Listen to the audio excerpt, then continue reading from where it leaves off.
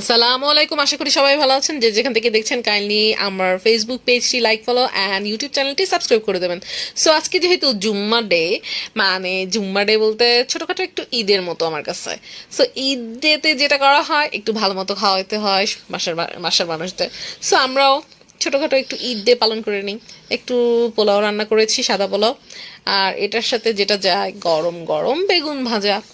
আহ, যেহেতু একটু বৃষ্টি পড়েছিল সকালে, ভাবলাম খিচুড়ি খাবো, বাট যতক্ষণে রান্নার কাছে গেছি তখন দেখি যে বৃষ্টি চলে গেছে। আমি কি থাক, তাহলে khichdi cancel, pulao in, and then একটু গরুর মাংস রান্না করে নিই।